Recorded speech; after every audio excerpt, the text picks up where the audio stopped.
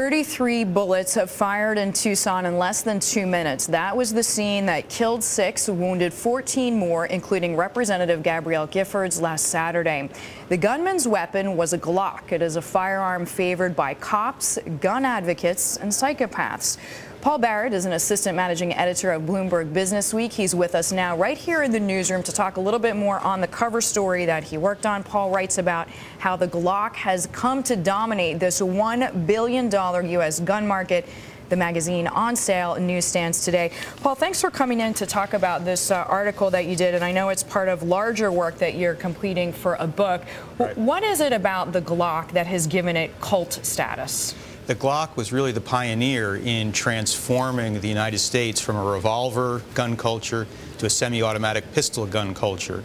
In the 1980s, when the U.S. police were looking for a more potent weapon, it was Gaston Glock, an Austrian engineer, who stepped forward and said, "I have the gun of the future. It's a pistol that's more durable, lighter, holds more bullets, and will work when you need it to work." And it was adopted very quickly by police departments across this country, and after that it gained tremendous popularity in the civilian population as well.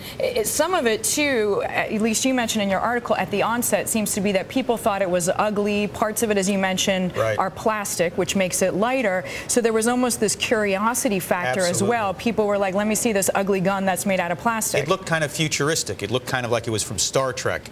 It was very different from the steel and wood traditional Smith & Wesson revolver. It's plastic, and as a result, it was kind of a novelty at first. And then also critically, anti-gun activists attacked it and said this is a dangerous gun, it won't be picked up by X-ray machines, and so forth. Which people for gun control now say was a mistake on their part, a PR mistake, right? Absolutely. Well, more than a PR mistake, it was just flat out wrong.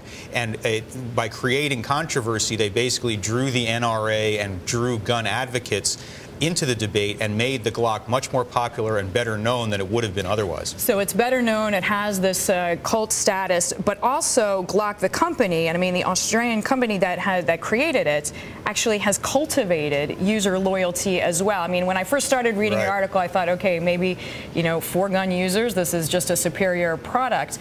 But the company has gone out of its way to make users, for lack of a better term, happy. Glock has been a genius at innovation and at salesmanship. For example, the company has been very successful in persuading police departments not just to buy its gun in the first place, but to trade up to other models. Even sort of dodgily skirting around some laws, right? Because, I mean, there were certain laws passed that, people could not carry X many rounds on their person, even including police force, and they offered these trade-ins that sort of skirted the law, right? In 1994, Congress enacted the so-called assault weapons ban, which limited magazine capacity to 10 rounds.